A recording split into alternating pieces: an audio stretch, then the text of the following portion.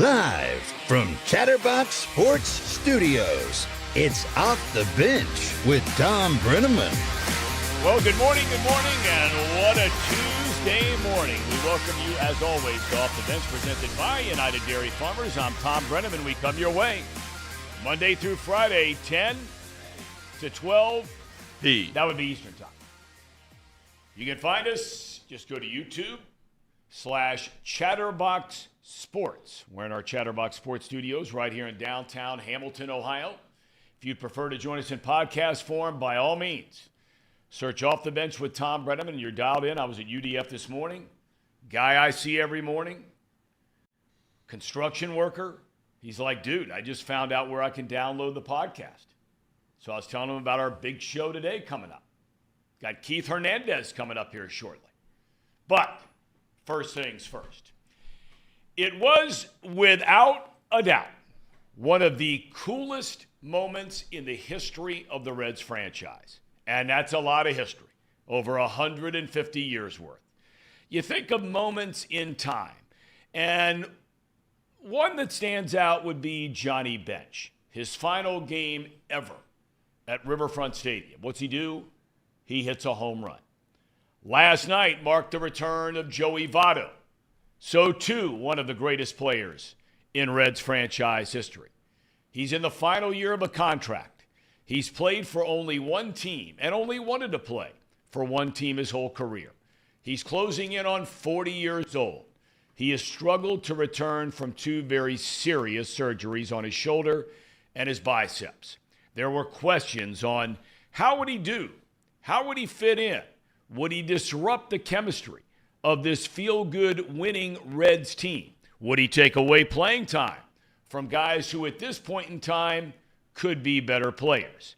He was activated before the game, in the lineup, back where he's always been, over at first base.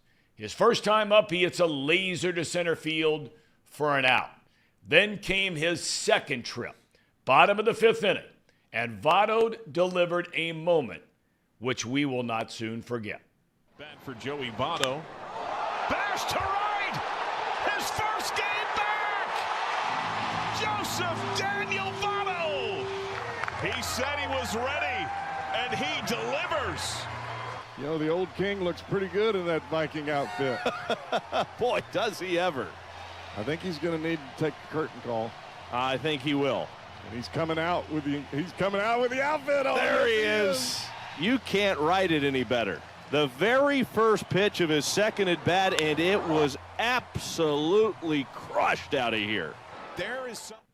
So, that was at bat number 2. But Votto, he was not quite finished in this dramatic return. With his team down a run in the 6th inning, bases loaded, Votto delivered the goods. The bases are loaded for Votto. Hard up the middle, base hit. India scores. De La Cruz, green light. He crosses on a slide. Joey Votto, the Reds ahead. He has blitzed all 3 batted balls. After the game, it was naturally a love fest. And like his home run and that bases loaded single, Votto delivered for Reds fans yet again. Thank you very much, Joey. You said earlier today in the news conference, you were asked, what's it going to feel like to have your name called, to step back in the box, step back on the field? You said, ask me after the game. It's after the game. How was it? You know, I have to say thank you to the Reds fans, everyone in Cincinnati, any Reds fan out there that gave me so much love and support today. This is your team, and I know that all you wanted is for us to play well, for us to earn that championship you deserve, and for you to support me with such a hot team, for me to rejoin the team, and for you to support me in doing that. It means a great deal to me, and I'm so glad to be back, and it's so good to get a win today. What was it like putting on that Viking cape and helmet for the first time? By the way, it looked really good on you. Long time coming, and I thought ever since I watched them put it on each other, I was thinking about how badly I want that on me, because it's tied to a winning moment. Yeah. And that's exactly what this team's about. And this is a different energy. This is a different energy than I've experienced in years, maybe in my entire career. The way these guys think about themselves, how hard they play. I want to be a part of this. We are all a part of this, and it just feels so good. It's exactly what we deserve here in Cincinnati. I tell you, it was unbelievable. And there's one thing about Votto. He is all about winning. And it was just not surprising in any form or fashion that he would focus more in that interview about his team, the energy, the vibe, the way they're winning games, and wanting to go out and win for the fans and win for the town and win for his teammates. It was just an unbelievable night. Now, when all is said and done, let's don't get carried away, okay? It's only one game, one moment in time. But it was a night that all Reds fans are going to cherish forever and hang on to forever. Now, the most important part of it all is that the Reds win last night for the 9th straight time. And coupled with Milwaukee's loss to red-hot Arizona, Cincinnati sits atop the National League Central Division. Can you believe it? It's the Reds' longest winning streak since 2012. Game 2 of the series is tonight. Ben Lively will oppose Noah Davis, first pitch 7:10. So that's all the good news. Great news. Now the not so good. Hunter Green was placed on the injured list last night. You may recall he had to have a start backed up about a week and a half ago with a sore hip. Well, apparently it's bad enough that he will now be out for at least the next 2 weeks. And we all know if the Reds are going to win anything this season, this winning streak notwithstanding, they need Green back, healthy and effective ASAP. We shall see. Speaking of young teams, how about the Miami Marlins and their young star, Luis Arias?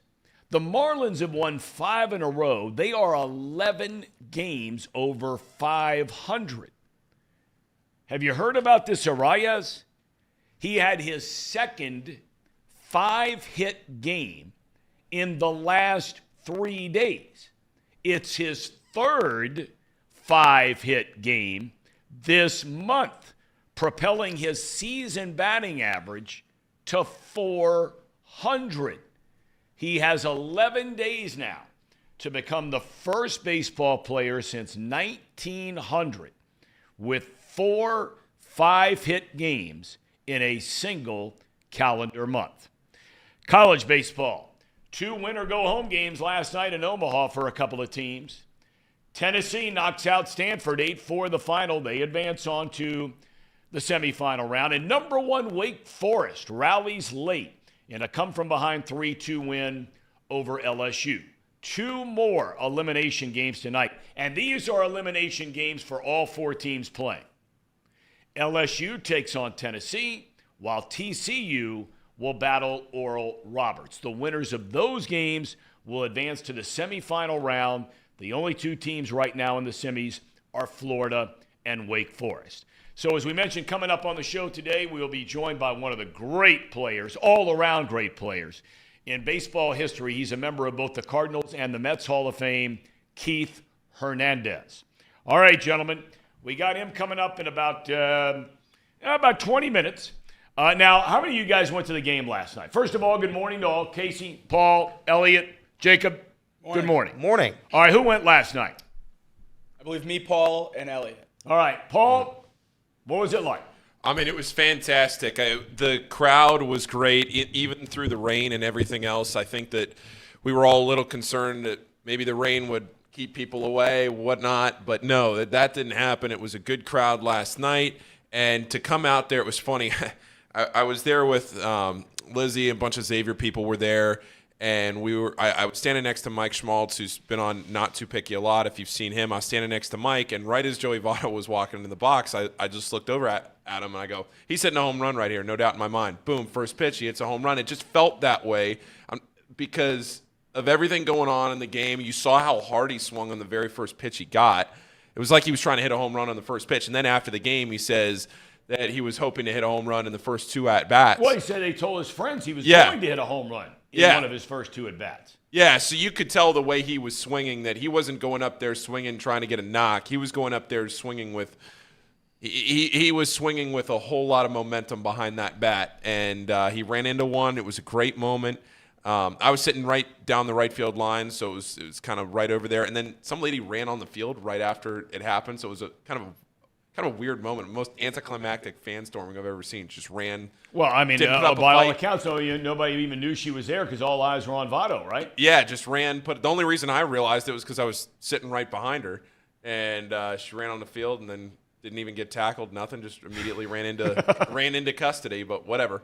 But yeah, no, it was a great moment. And then the Reds to come back and win the way they did. I know we've talked a lot on this show about how it probably isn't good in the long run for the Reds to have to keep playing from behind, but they didn't play from behind last night as much as they have at some points in this stretch because you're only down by one, you're playing at home, you have your best guys coming up in the order, so it was a little different vibe last night than playing down from like what they did on Sunday in Houston where they look dead in the water and it's 5-2 and their bats aren't doing anything. Last night they looked a lot better. They like Joey Votto, like you said, running into one on the first pit or in his first at bat, he just hits it right at somebody. But 3 balls at over 100 miles an hour. I mean, you can tell it wasn't just lip service in his press conference where he was saying that he wanted to come in and make an impact immediately, and he wanted to. He went out and he proved it. That was a big deal. Guys. Yeah, I thought it was one of the best crowds I've seen in a weeknight, maybe in my entire life. It started with a bang. Kevin Newman, Trace's guy, started things off with a home run in the bottom of the first. Guy keeps playing well. He's played very well. He's fighting for his spot on the team. And the other guy we talked about yesterday, Nick Senzel, he cranked one to deep left as well. So both those guys right now are fighting for a spot. I thought it was one of the most fun games I have seen. I went to Ellie's first home run night. That was probably the number one most fun. This is now second most fun, and I'll probably be there again tonight. He said it best. I was at Ellie's first home run as well. That probably still takes the cake, but last night is pretty close. That ovation, the home run was great for Votto. Driving in those 2 runs to take the lead was great for Votto. That ovation when he walked up to the plate for his first at-bat, I mean, it was unbelievable. The ovation for Ellie when he came up for his first at-bat was pretty cool. Yeah. This one took the cake because we sat here for weeks talking about, does Votto have a place on this team, blah, blah, blah. When he walked out there, everyone in that stadium came together and said, wow, we love Joey Votto, and he's finally back, and we get to watch him play. So it was pretty cool to see everyone come together and relish in that moment. Well, there's no doubt. And now he just handled everything so perfectly last night, and that's no surprise. I mean, he always does. You got to wonder what was going through his mind. I'm not sure we've ever really gotten to know the guy. He's been in a lot of social media stuff now, right? And you'll see him, and he had my son was showing me the walking down with the red suit on and the black shirt and the hat and all that stuff and the batting gloves. I mean, that was a really cool video. And but I'm not sure that a lot of people in the town have gotten to know him very well through the years, even though he's been here for 17, 18 years, whatever it is now. Slowly but surely that personality has started to come out.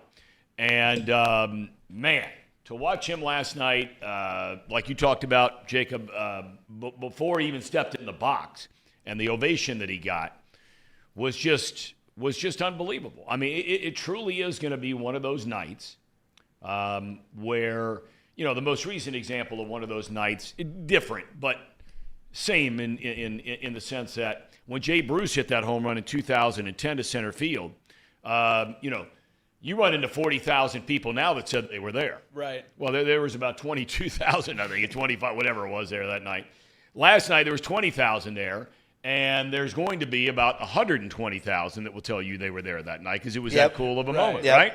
Yep. Now, I want to give props to the Rockies catcher, Elias Diaz. Him stepping out in front of home plate to recognize the moment and give Votto his full, to take the helmet off and wave to the crowd. That was a pro move. Yep. So kudos to him. Oh, there's no doubt. No doubt. Were you surprised only 20,000 last night? You guys say you weren't. I mean, there was a threat of rain. I thought it would be better than that, but you said, Elliot, that they've been averaging on Monday night, what? 10, last 4 or 5 Monday nights? 10,000. Okay, why did I just lose being able to hear out of here, Casey? You're good. I am. You sure? Yep. Okay, Should go be. ahead. You good? I'm good now. All right. Thank you. So, yeah, they've been averaging about 10,000 the past 5 Monday nights. Last night they had 20,000 with the threat of rain. I think there would have – my guess yesterday was 25,000. I believe there would have been 25,000 there had weather not been a factor. But even so, the 20,000 that were there, it was spread out pretty evenly across the ballpark. The bleachers in left and right, they were packed. The upper deck, the nosebleeds, those were packed. I thought it was a very, very, very good turnout for a Monday night rain game. Okay. All right. Could be wrong, though. Well, no. I mean, there's no doubt watching it on television, which I was, it looked like it was a lot bigger than that. You know, most of the time you take that shot, say, from the Reds' first base side dugout behind, say, a left-handed batter, and you can see up into the lower level, and there's people just spread out everywhere, you know, and normally you see a ton of empty seats. At the very beginning of the game, it looked that way, but it seemed like it started to fill in quickly, right? Yeah, that's what I thought. And I'm going to start as the Reds continue to win here, I'm going to lose my trick where I buy nosebleed tickets and I just sit on the third or first base line. I'm going to lose my ability to do that if the Reds keep winning. We were asked to move twice yesterday. Really? And I have not been asked to move once this Reds season. It's a beautiful problem to have. Jacob, you've been asked in the chat if you spilled your breakfast on your shirt today. I don't see anything on my shirt. They're talking about the O. Oh, well, you know, I stay loyal to my Buckeyes. Yet he's working for Nick Saban. I know. How do you think Nick Saban would react to it? You better pray. I mean, I understand that he was starting to become very interested in his show, Nick Saban. I know. If he starts to watch, that's a guy doing his video. Well, for those of you that don't know, Jacob, he's the video guy for Alabama football. I know. And Saban reached out, sent me an email a couple weeks ago. He said, what's the deal with that Jacob guy? I said, I don't know. He's wearing a lot of Ohio State stuff, Tom. Man. Okay. Well, I guarantee you one thing. He ain't wearing that when Saban walks in the practice facility come July. No. I leave all the O's at home when I go back to school. All right. You know, I mentioned the other part of this whole thing, which is the not so good news. And that's the Hunter Green thing. I have said on the show 1,000 times, I don't believe anybody anymore when they tell me about injuries. I mean, let's start with the fact that the teams can't get into a lot of this stuff because of HIPAA rules. That's the first thing, and probably the most important thing. But I made the comment when we heard about Lodolo and some calf injury, I'm like, I ain't buying it. Not buying it. It's turned into a potential 3-month deal when it turns out to be something far more serious than tweaking a calf muscle, okay? This Hunter Green thing, a week and a half ago, he was supposed to start. They backed him up, I think it was 8 or 9 days, to start over the weekend in Houston. He pitched really well. Now, he didn't have a lot of strikeouts, which, you know, normally he strikes out a lot of guys. But he was very effective. He was much more pitch efficient. He was right around 100 pitches, getting through 6 innings, pitched very well, got the win, and that was his 4th straight excellent start for Hunter Green. But here we come now, 3 days later after he makes a start, and Paul, he's out, injured list. And if there's one area of this team that they continue to win in spite of, it is poor starting pitching. The only guy that's really pitching well on any consistent basis, and he's made of all of 3 starts, is Andrew Abbott, outside of, now on the injured list, Hunter Green. How do they survive? They're finally getting ready to start playing some real teams here coming up. Well, I think when you say how do you survive, look, he's going to miss probably 2 starts as long as this thing doesn't linger. You miss a start against the Braves. You miss a start against the Orioles. But I think you hit the nail on the head, Tom. This is a team in the last couple of weeks that keeps winning despite some bad starting pitching. And when you look at it in the whole, who's to say that, all right, you're missing 2 starts out of Hunter Green, you don't have a ton of depth back there in the staff. But either way, you trust the lineup to go out there and just get some hits and win you a game. It feels like at this point, look, that's not a sustainable model of success over the course of a season. But this doesn't seem like an injury that is going to give us a ton of cause for concern like the Lodolo one, which I remember the day after that Lodolo injury, we all walked in here and you made that point where you said, Paul, I don't know. I think this one might be a while. And now, hey, look, when is Lodolo going to be back? Hopefully the beginning of August. You get to the point here with Hunter Green where you survive, 10 innings without him, basically, is what's going to happen here. Yep. 5 innings against the Braves and 5 innings against the Orioles, and you just hope that somebody can get you through those. I think they'll be okay. Well, I mean, I think when you break it down in that regard, I think you're right. That when you just put an inning total on what Green normally gives you, which is right around 5 per start on average, yeah. But, what do the other guys do? We've talked about this all the time, and this isn't dampening winning 9 in a row because it's unbelievable. They're in first place, which is even more unbelievable. They were 7-15, 8 games under, right? And now they're 3 over. So they have played by far the best baseball in the division. They've played, I think they have the second or third best record in the league after 22 games. Arizona would be number 1, and the Marlins would be maybe number 1 now after winning again last night. But look, those are the 3 teams. And who saw any of that coming, right? You talk about the Padres spending $300+ million on payroll. You talk about the Mets, $300 million on payroll. You talk about the Phillies, all the money they're spending, right? Talk about the Dodgers. Even the Giants are spending some money, although they're starting to realize now we didn't need to spend it. We're going with all young guys, and they're rolling, right? But if anybody would have said to you, I mean, think about this for a minute. You want to talk about a parlay and odds on a parlay, okay? Are the Marlins in first yet, or the Braves are still in first, right? But can you imagine if somebody would have laid out a parlay, let's say after the first month of this season, and they'd have said, okay, here's a bet you can make. Arizona, Cincinnati, Miami. All 3 teams would be a division leader. Now, 2 of the 3 are in the Reds and the Diamondbacks. Marlins are right there. They're 11 games over 500. What do you think the odds? What kind of cash do you think you'd have gotten for that parlay? All 3 to win the division? Well, all 3 say just to be in first place on June the 15th. Yeah, it would be pretty high. I will say. I mean, that'd have been tens of thousands payout in that $100 bet. In that vein, I did the math this morning. If you bet $100 on the Reds money line, just if you're not into betting, that just means the Reds to win. If you bet $100 on the Reds money line and rolled it over every game during the 9-game winning streak, Tom, you would have $57,763. If you'd have bet what? $100. If you started with $100 9 games ago, you win $153 on that first game. Roll that into the next. You take $253 and put it on game 2. You just keep rolling it over. Cost averaging here on this. You just keep rolling it over. Right. $57,763. Get a new car in a 9-game winning streak. You buy 2 new cars. Well, for a guy like you, I'm not so sure. It might have been 1 car. Half a car. A guy like Tracy Jones been a third of a car. We have him coming up a little bit later on, too. Coming up shortly here, we will have Keith Hernandez. Really looking forward to that. Want to talk for a second about tomorrow's show, too. Tomorrow is going to be a really interesting show. Unbelievably, Bud Black, the manager of the Colorado Rockies, they play the Reds in a day game tomorrow at 12:30. He's coming on the program at 10:05 tomorrow. So Bud Black and I go way back. I mean, way back. And, I've known this guy for almost 40 years. And back when he was a player for the Giants.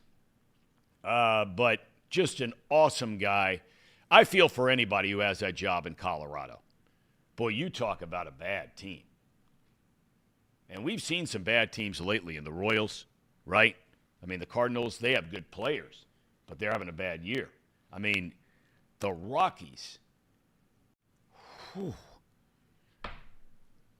man, I don't know how you watch it every day, but he does. He's going to join us tomorrow.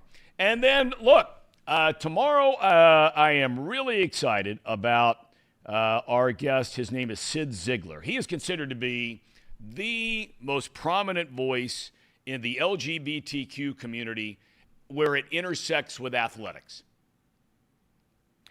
And we're going to have a lengthy conversation tomorrow about a number of different topics.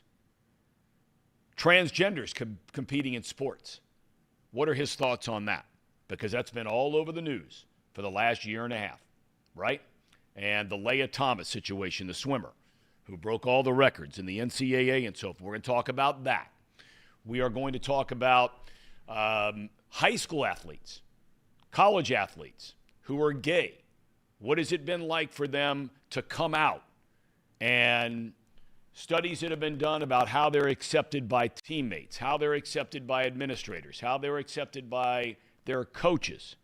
We're going to talk about the situation last week in Sid Ziegler's hometown with the Dodgers and everything that happened on the Pride night and inviting the group where there was a massive protest at Dodger Stadium, right, by a number of Catholics who were very offended about a particular group that was brought into Dodger Stadium during Pride night. So we're going to get into all of this tomorrow. And look, I've been right in the middle of all this for 3 years now. And this is one guy that I have gotten to be very close to. He is the founder and owner of Outsports.com. It is the website for gay athletes, whether they be at the collegiate level, particularly at the Olympic level, but also the professional level. And Carl Nassib and Sue Bird and so many basically came out in interviews with him on the website. So we're going to get into all of that tomorrow. But coming up shortly, we are going to have Keith Hernandez. He said he got the link, and he'll be with us any moment now. So looking forward to that. Let's see. Anything on the chat that I'm forgetting about here? Or anything in there that we need to talk about before getting to Keith Hernandez? Nope. On the Reds that we'll get into, but I'm sure with Tracy Jones later on in the show, Tom. So we have Keith and then Tracy Jones at 11:30. Yes, indeed. Tracy Jones at 11:30 coming up today, and Keith Hernandez coming up here momentarily. There are a lot of you out there that don't know who Keith Hernandez is because you are on the younger side, and that would be everybody in this room.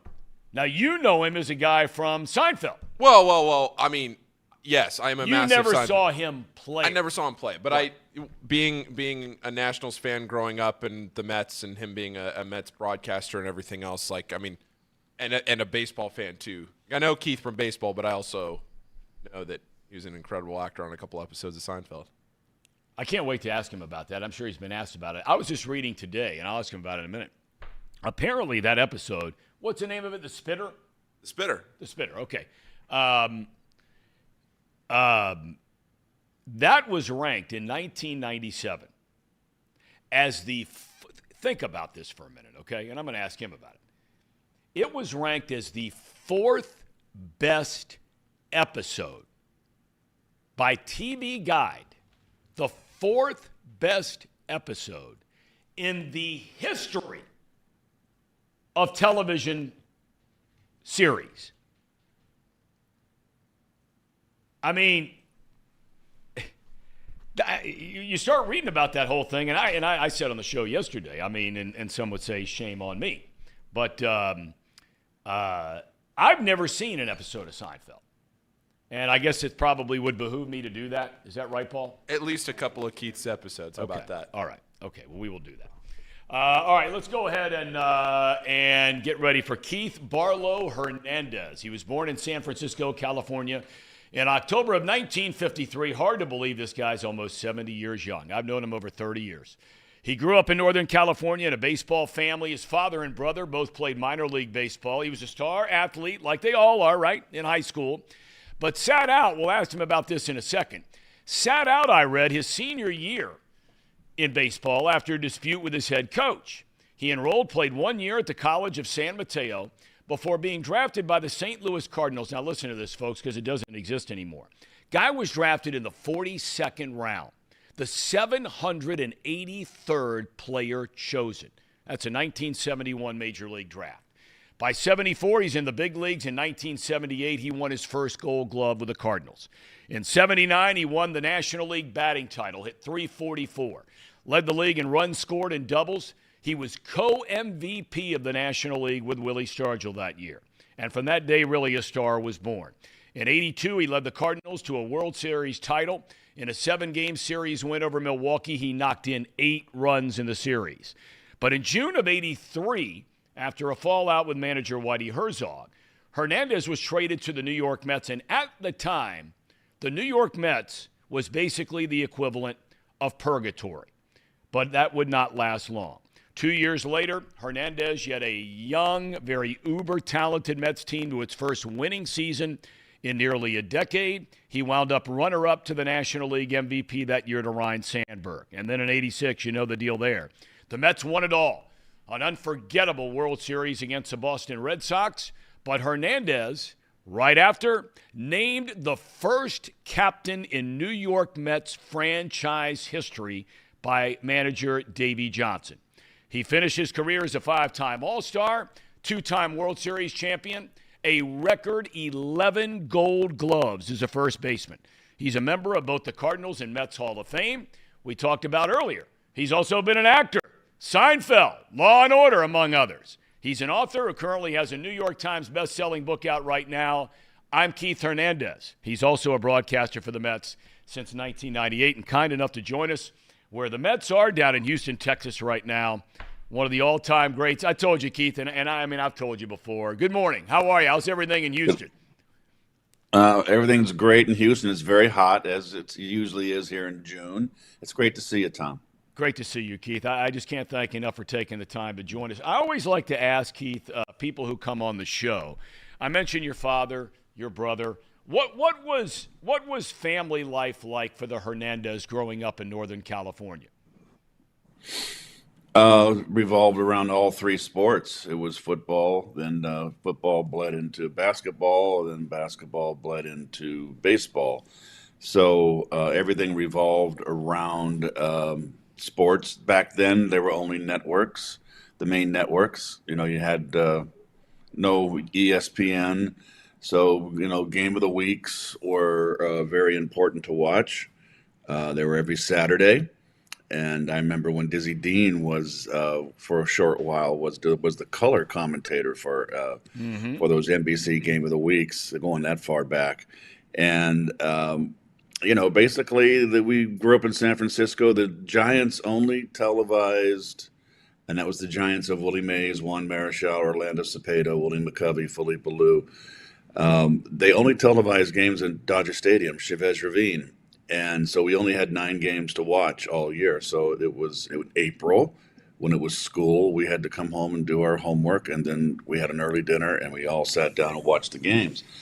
In '62, when they expanded the Astros and the Mets, ironically, the Giants opted, of all the teams in the National League, to televise another team 9 games on the road. And they chose the Houston Astros. For some ungodly reason, I have no idea why they didn't choose the Cincinnati Reds or the Atlanta Braves with the Milwaukee Braves back then with Hank Aaron. I have no idea. But we were just happy to get 9 more games to watch Willie Mays, McCovey, and those guys. So basically, everything revolved around sports. Mom basically made the meals around our sporting events, and it was year-round. Now, when I read this, and I'm curious if it's true, because sometimes you read things and they're just simply not true. But is it true you did not play baseball as a senior in high school? I did play baseball, but I didn't play baseball for my high school team. My dad, I had every scout in the world in the ballpark. I came out late from basketball, so I pitched. You played 2 games a week. I pitched 1 game a week. My arm I hadn't thrown since last summer. So my arm wasn't ready, and you know, I was their ace, and I was getting my fanny kicked because my arm wasn't ready. And my coach pulled me out of a game and said I wasn't hustling or something ridiculous. And I got the approval from my brother as well, my older brother Gary, and my father. You know, you don't have to put up with that. And you know, my dad was always fairly pugnacious to authority. So I quit, and then my dad got me on a semi-pro team the rest of that school year, and they played on weekends, and it was the El Cerrito, believe it or not, the El Cerrito Cardinals. and they had their uniforms were the birds on the bat, like the St. Louis Cardinals. And it was you had to go across I believe, the Bay Bridge, and go over to East Bay and go past Berkeley. It was around an hour and a little over an hour drive, maybe an hour and a half to the ballpark, and they would play double headers on the weekends. I played Saturday and Sunday, and I was competing. I was 17 years old when I graduated because of my birthday. So basically, I was playing against guys that were 25, 26, guys that played in the minor leagues or were college players, and it was really difficult for me because I was overmatched physically. Guys were bigger, but it was a good experience. And then when school let out, the summer league started, and our Babe Ruth League was called the Joe DiMaggio League because of Joe being the ultimate San Francisco ball player. And actually, Joe DiMaggio, my dad, started the league, and Joe DiMaggio came to opening day the first year. So, and took part in the festivities. But when I played in that, I was already ready to play. I hit almost 500 or whatever, and I lost one game. It was the championship game that went 9 innings. I lost 2-1. In 9 innings, I struck out 19, and evidently the Cardinals were scouting me all summer. And we'll get to the story of why I was drafted so low. I had full rides to Cal, Berkeley, where my brother was going to school and playing there, and also Stanford. And I wanted to go to Stanford, and they pulled my scholarship from Stanford. So the word got back, I guess, I don't know. Ray Young was the coach then. So that was flushed down the toilet, which I never forgave my coach for that. And but the Cardinals had Jim Johnson was the scout, the local bird dog, and he scouted me all summer long. And I knew he was scouting me. When the draft came, I was still available down there, and they said, well, heck, let's take a flyer and just draft him. That's what they told me later. And evidently in the championship game, the head of scouting, George Sylvie, was in the ballpark. He flew from St. Louis, and Bill Sales was the scouting supervisor of Northern California, Oregon, and Washington State. And he flew down for the game. So after that championship game, they came to the house, and Dad told them basically they had to give me $50,000, which they took a big gulp. And my dad said, well, look, he's going to go to Cal and play at Cal, and I want him to have enough money that if he doesn't make it, he can go back and get an education. If not, he's going to go to Cal and play ball there. Well, into the night, around an hour and a half of negotiation, we finally agreed to $30,000. Now, $30,000 for a 42nd round, over what was a 5-something pick, was pretty remarkable back then. And I remember Ed Kerpeel from Brooklyn or Queens was the number 1 draft pick that year for the Cardinals. And he was a big, big guy. And he was out of high school, broke all the records in high school. I think he broke all of Ed Kranepool's records. And he was the number 1 pick, and he was a first baseman. And he got $100,000. So that was the money back then. So for me to get 30, a number 1 draft pick got 100. That was a lot of money back then. So, and then it went from there. I started playing minor league ball and eventually made it. But, I was reading, and I had never really paid attention, to be honest with you, until you had agreed to kindly join us here today, that when you were coming up through the minor leagues and even at the very beginning of the big leagues, your defense was always there. I mean, you won a Gold Glove a couple years after being in the big leagues, but you weren't hitting a ton in the minor leagues. What changed? Because then all of a sudden, within a 4-year time frame, you hit .344 and win a batting title and a co-MVP in the National League. Right. Well, 18 years old, first time you're playing every day. That's a big adjustment. You're in high school, you're playing twice a week. You're in the summer league playing twice a week. And all of a sudden, you're the big muck. You're the big star. Now all of a sudden I remember going to camp when I was 18. In 1972, my first year, and there was like 400 kids in the ballpark, that were there, and there was 7 teams or 8 teams back then, and different classifications. So the competition was keen. I got my injuries out of the way when I was young. Towards the end of spring training, I was a swinging bunt down the third base line, and the fielder fielded the ball and threw it on the run, and the ball sunk into the runner, and the point of the runner's shoe hit my ulna on my forearm and broke it. So I started the season. I was out 8 weeks. I was in a cast, and then I had to come back. And when the season was already in progress, I hit 256 there, and that was a learning. It was difficult. A lot of hard throwers in A ball didn't know where it was going. The competition level is a little better than I think. When you're playing against people from all over the world, Latin America and South America, United States, and but Double A the next year was the most difficult year for me. I had the most difficult time in Double A. If I started seeing the slider for the first time, a right-hander throwing the slider on my hands, and it was a big adjustment. I got off to a terrible start, and thank God Bob Kennedy Sr. was the farm director. Yep. And I was hitting like 190, and I just was under 200, and I really was ready to have a nervous breakdown, and I just thought my career was over. I had a problem with my wrist after the forearm healed, and if I slid and if I jolted my hand on a slide, I couldn't pick up a bat for around a week, and I thought maybe my career was over. Eventually, it went away, thank God, but I got hot. And I remember we had a doubleheader. It was so hot in Little Rock, and we played a doubleheader every Sunday there. And I went like 6 for 8, and I got my average to 300. This is probably in July. And I went home and took a bath, I remember, and I think everything just came out of me. And I came back to the ballpark the next day, and I was drained. I didn't know how to play every day, back then. I was 19 years old, and I was emotionally drained. And I went from 300 to 260, and I was going in the tank. And what does Bob Kennedy do? I get called into Tom Burgess's office, and he says, "You're going up to Tulsa, AAA. You're going to meet the team in Wichita." I go, "You're kidding." He goes, "Nope." He goes, "Go up there and have fun. They're 10 games under 500. They're going nowhere." Mike Fiore was the first baseman. No, it wasn't Mike Fiore. It was another year. He goes, "You're going to play every day, and the team's going nowhere." So I get on an airplane, fly to Wichita. Jack Kroll's the manager, calls me in the office and tells me, "We're going nowhere.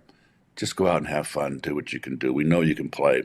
Well, I go out there in 35 games, and I hit 333, and I drive in 30 runs, something like that. We turn around and win the division. The last day of the season, we take a doubleheader from the Cleveland team, which was Oklahoma City, and we go into the playoffs, and the mighty Iowa Oaks, which was the White Sox, we beat them in 7 games. We win the championship. That turned my career around. I remember running into Bob Kennedy years later after I was, my career, and I was in the middle of my career, and I was having the success. And I asked him, "Why did you call me up?" And he said, "Keith, I knew that you had it. I knew that you were something special. And if I had sent you down, it would have destroyed you. So I took the chance that Tulsa calling you up would make the difference." And sure enough, that's a big point of my career right there. It wasn't for Bob Kennedy. It was, and you have people in your life that are there when you need them, and Bob Kennedy was one of them, and that basically saved my career. And how cool was it that when you finally got the call to the big leagues, you got to make your major league debut in your hometown? Now that, you talk about moments or people, whatever it might be. How cool was that? It would have. It's cool, but it was stressful. My dad was my batting instructor, taught us how to play. Former minor league player. I didn't make it. I had to leave a lot of tickets. it would have been better to probably open up somewhere else with less stress. I mean, we were in Oklahoma when Ken Boyer was the manager in Tulsa that year in '74. Torrey had sprained his thumb, and they didn't want to put him on the DL. It was a DL back then. And they called me up. Boyer called me in and said, "You're going to play. Torrey's a day-to-day, and they need a first baseman." So I meet them in Candlestick. I fly from Oklahoma City. And who do they make the roster move to make room for me is Tim McCarver. Tim McCarver got released. Kidding. Wow. And we got Bob Gibson on the team, who pitched to him all those years. And Bob was tough. He was the, you were a plebe back then when you were a rookie, and Gibson was rough, and just stayed away from him. But I played the 3 games in Candlestick, started. And we lost 2 out of 3, but I did okay, and got my first hit there. And then we went home, and Joe came back and played. And then Red sprinkled me in the lineup. That was the year we lost to the Pirates, the last game of the season for the division. We were in Montreal, and Red threw me and played me a lot. And I hit 291 with around 30, almost 40 at-bats. I did well. But boy, I was thrown right into a pennant race, and boy, was that exciting with Lou Brock stealing bases. I remember we had a game, and it was packed at Busch Stadium, and Lou, we were ahead, beating the Phillies, and Lou stole 2 bases, and tried for a third, and Bob Boone was catching. And I'm sitting down by Red. I'm standing on the steps, far down towards home plate on the dugout. I didn't play that game. And Boone threw him out, and Boone was just screaming at Lou that, it was just like, "You ate nothing, you're not supposed to steal." And boy, the excitement, and I said, boy, I want to be a part of this. This is what it's all about, this kind of competition and intensity. It just sent a message to me. It really is fascinating, whether you talk to guys at high school athletics, college athletics, professional, the very highest level, how there is – there tends to be those moments in time, like you just described, where it sort of hits you, whether it's a competition, whether it's the excitement, the energy, whatever it might be. You become this star now in St. Louis. You win a batting title. You win an MVP. You win a World Series. Whitey Herzog comes in, and you've been asked about this 1,000 times before. What happened with Whitey Herzog between you and him? Where did it go south? Well, I probably got off on the wrong foot. I remember my good friend Rusty Staub, who of course, when I came to the Mets. Whitey called me in the offseason when he took over the ball club. He took it over midseason. Ken Boyer was fired. He managed. We're having a terrible year. It was 1980, and he managed for 2 weeks, and then he had Red Sandys take over the managerial position, and Whitey was also the GM and manager. That was part of his deal with the Cardinals. So he was had both positions, and he went upstairs and observed as the GM. It wasn't on the field ever again. Off season comes, and this is before he makes the big trade where he trades Ted Simmons and Raleigh Fingers and Pete Vukovich over to Milwaukee, and which was a very controversial trade. But Whitey was a character out of a Faulkner book or a Mark Twain book, and he called me on the phone and he goes, "Would you go fishing with me? I want to get together with you." And I declined, and I said, because my father always said you didn't want to be a kiss ass. And I just felt like it would be like brown nosing. And I said, "You're the manager. I'm just a player." And I didn't go. And that may have got us off on the wrong foot. Rusty said I was stupid. I should have gone fishing. Anyway, that kind of got things off on the wrong foot. He came over, and George Brett was his Bobo. And George Brett was the premier player. He's a great player. Hall of Famer, of course, and he had George over there, and I was the batting title, and so it was me and George were the two big hitters. And as far as George had more power than me, but it was like I felt like I mean, he came up to me one time and said, "You don't take in. Why do you insist on everybody take infield?" And I never liked to take infield. I took my ground balls pregame, and I took my ground balls very, very seriously all the time. I did my 15 minutes of work before every game, caught all the balls from my infielders, and I was a Gold Glover. That's the easy part of the game. You can blindfold me, and I can go out and pick it, and that's the easy part of the game for me.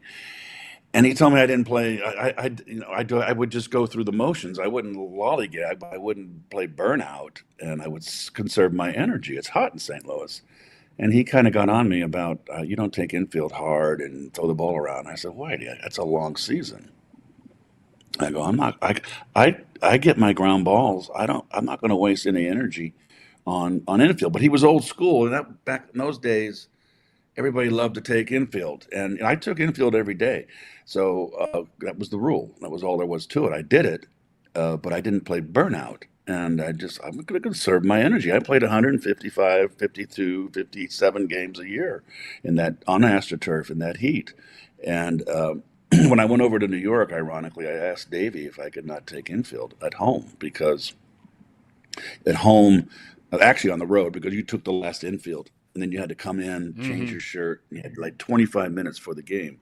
And I really like to get that period of 45 minutes for the game after BP, just to relax and prepare and go out and warm up. Things just kind of, I never felt that I was Whitey's kind of player. I've never felt really any warmth from him. But, I loved playing for him. He was the best field manager I played for. He never made any mistakes. He was a great communicator with his teammates, not his teammates, his players. And he just was really a terrific manager. It was an eye-opener for me. He made me a better ball player, taught me parts of the game that I was trying to establish myself. But then the little things, when you were established, now you can start. You're confident and you're going to be in the lineup. You're a star. You're a good player. And, getting a runner over, driving, doing the little things to help win a ball game, particularly when it's late and close. He made our team world champions. I mean, he came over and took charge of that team. And we needed leadership. We had a lot of young players. It was a changing of the guard. Lou Gibson had retired. Lou had just retired, Lou Brock. And it was a transformation at Gary Templeton. We had a lot of young players, and sprinkled with Ted Simmons and George Hendrick, veterans. So we had Gene Tennis and Jim Cott. But we were basically the foundation of that team was young, and Whitey pretty much, players want to be led. And he was, I don't think we win the World Series if Whitey wasn't our manager.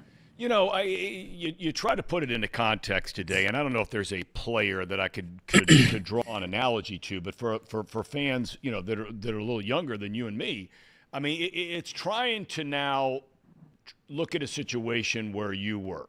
I mean, here you were, you'd been an MVP, you'd won a World Series, you're winning a Gold Glove every year, you're extraordinarily popular with the fans. They announce a trade on the Jumbotron at Busch Stadium, and the place goes crazy. I mean, they cannot believe that they have just heard that Keith Hernandez is traded. And not only traded, Keith, you're traded to a team that is a horrible team in the New York Mets, and had been horrible for nearly a decade. What were you thinking?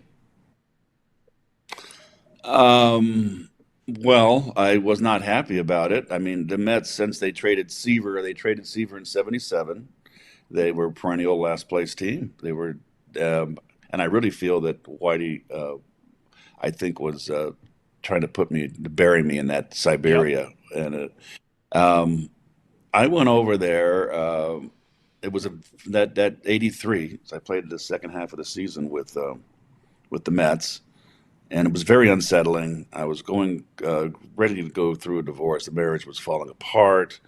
And there was a lot of bad things going on in my life at that point, which affected my play.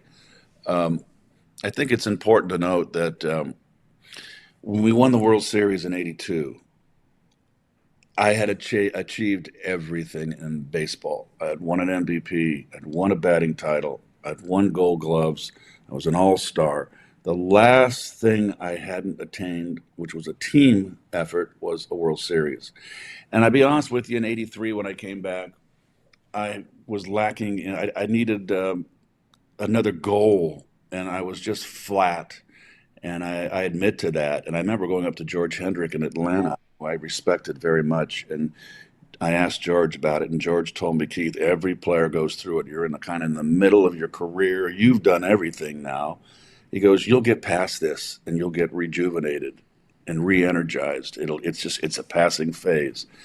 That was right before the trade. So I was not playing well. I was in a slump, and the rumors were swirling, and I just didn't know where I was going. So when he called me in the office during BP on the 15th, we were playing at home, and I took my ground balls, and he called me in right when my group was going to go hit.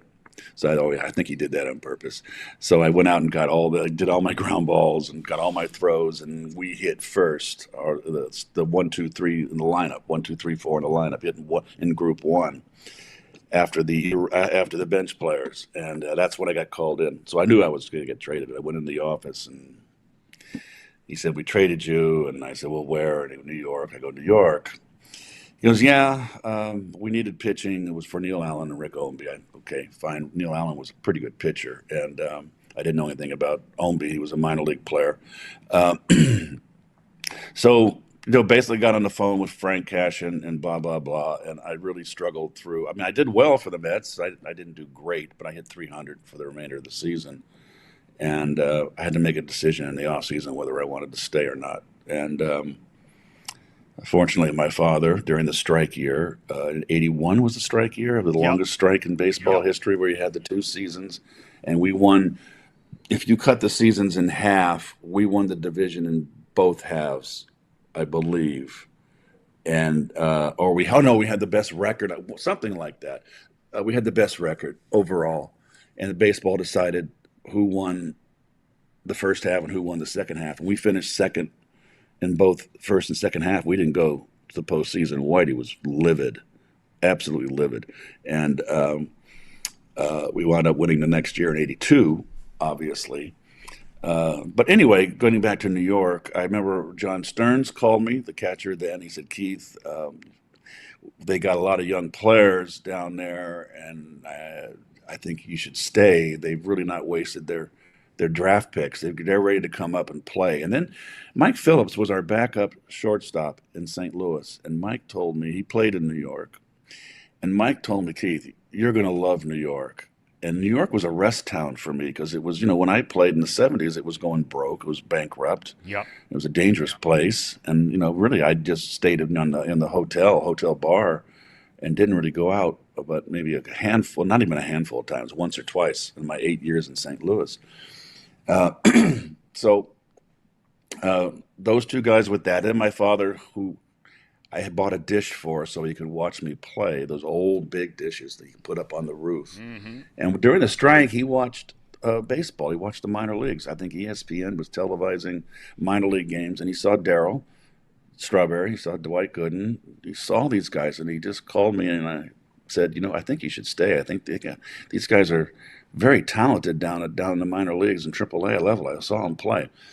So that's why I decided to stay. It was basically my dad. I said, I've made so many bad decisions in my life. My dad always seemed to be upright and on the ball, and for a guy with a high school education, a very intelligent man. And I said, I remember saying to myself, I'm going to stay because of Dad. And I immediately called Frank Cashin and said, I'm staying. And we started negotiating for a contract. Best decision I ever made. It's interesting because you look back on those teams, and I remember that's really right when my broadcasting career was getting started, when you guys were really starting to get it rolling. Gooden had come up, set the world on fire. Everybody knew about Strawberry. I'm not sure how many people knew about the Lenny Dykstras and the Tim Tuffles or the Ron Darlings or the Sid Fernandez or any. But, I mean, when you look back, and I remember the first major league game I ever broadcast was at Shea Stadium. in 1987. And Strawberry hits a home run to win the game off John Franco off the scoreboard out in right field. And I thought to myself, and look, I didn't know shit about shit, right? But, I mean, I'm just sitting there and I'm looking at this team and I'm going, man, this is a really good team. There was an edge to that team. And I really think you were the guy that brought the edge to that club. That it was almost like you were playing with a chip on your shoulder a little bit. Is that a fair assessment? Well, you certainly want to prove everybody wrong that when they trade you. So that when going to the Mets did give me another goal that I needed for the second half of my career, and I walked right into a gold mine of talent. And I realized that 2 weeks into spring training in 1984 was my first full season. I knew that we weren't that far away. There were other guys. I think Mookie Wilson set the tone. He was a hustler. Lenny Dykstra was scrappy. Wally Backman was scrappy. We had Ray Knight, but Ray was gone in '87. But we had a really plucky group that were. We got in a lot of fights in '86. I mean, we weren't liked because of the curtain call. And I remember my first home run, there was no one in the stadium in '83 in the second half. And there had to be, 4,000 or 5,000 people in the ballpark. And they're standing up, and Rusty goes, "You got to go take a bow." I go, "What? Take a bow? I'm not going to show up the pitcher." He goes, "You're not going to show up the pitcher. This is what we do here. You have to do it." So I got him, that always pissed off a lot of people. And, Lenny had that kind of cock of the walk, and Wally was that way too, and rubbed people the wrong way. But that, I think, appealed to New York Met fans. I think the Yankees are kind of the Wall Street kind of team. They always had the back page of the sports of the papers, which is where the sports was. And I think the Mets were always kind of the blue-collar underdog team. And it's a National League town. They're dying for a National League, a New York National League team to win, and particularly with the drought since the trade of Seaver. And they took to us, and I think we represented New York. We got dirty and played hard, and we were a good team. We should have won more. '87, we should have won. We had Doc didn't come out of the season, didn't start the season with us. We lost Roger McDowell in spring training with appendicitis. He had to get an operation. We missed him for the first month. We lost all of our starting pitchers, which were phenomenal at one point in the season. And we had such a great offense that Frank Cashin never made a move. We had AAA pitchers out there that came up and pitched for us, but we were just so potent offensively. I know if we'd have been healthy, I think we would have won in '87. That's the one year that really bothers me. But that competition with those St. Louis teams in '85, they won 102, and we won 90-8, and we went home.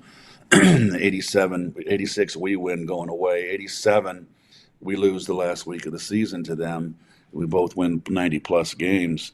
It was those 3 years of competition were unbelievable. And it was just so much fun, and the Shea Stadium was filled up. It was just a lot of excitement. So I'm kind of drifting here. So get me back on. No. I just, I want to focus a little bit more on just a couple of names and situations from those Mets days. I always used to say, you had moved on by then, and I get the job with the Cubs, and I'm down in the visitors clubhouse every day to come down and meet with a manager or some of the players. It was a different time. I mean, you could be down there in the visitors clubhouse, and you could smoke a cigarette and have a cup of coffee, and nobody gave a hoot, right? I mean, it was those kind of days, right? And I remember, for whatever reason, I really hit it off with Gooden and Strawberry. I really liked them as guys. I thought they were very pleasant, well-mannered, soft-spoken, engaging guys. And then they would leave Chicago, and you'd read about something happening to one of them, whether it was drugs, whether it was a domestic thing, whatever it was. And I think to myself, God, I can't believe that's the same guy. You went through, your similar issues like a lot of people do in life.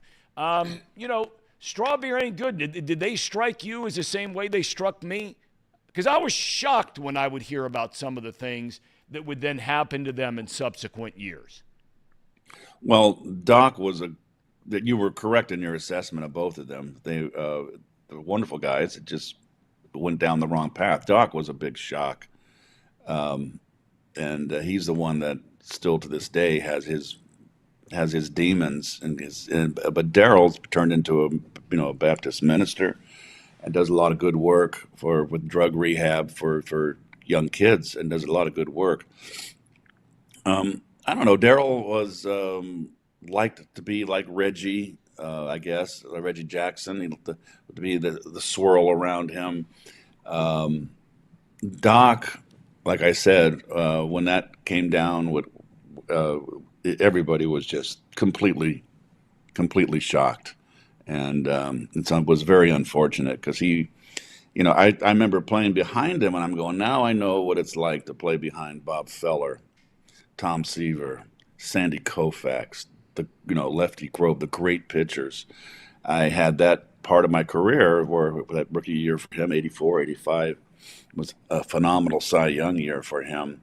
And even after, he was still striking out a lot of people. To play behind him was really, really something special, and very fortunate to be able to experience and see all those starts from my perspective at first base and be a part of it. But, they're all, their careers are over now. It's gone. And, Daryl to me could have hit 500 home runs. He was just unbelievable talent. You saw him play. He was incredible. Yeah. And it's unfortunate, but I'm glad that he's got his life together and he's doing well. And, I don't see Doc very much, but the last time I saw him, he looked good. And, we always, kind of pray for him and wish the best for him. And I think he's doing okay. Well, look, you were able to get through some similar issues, Keith, in your life. I mean, look, I've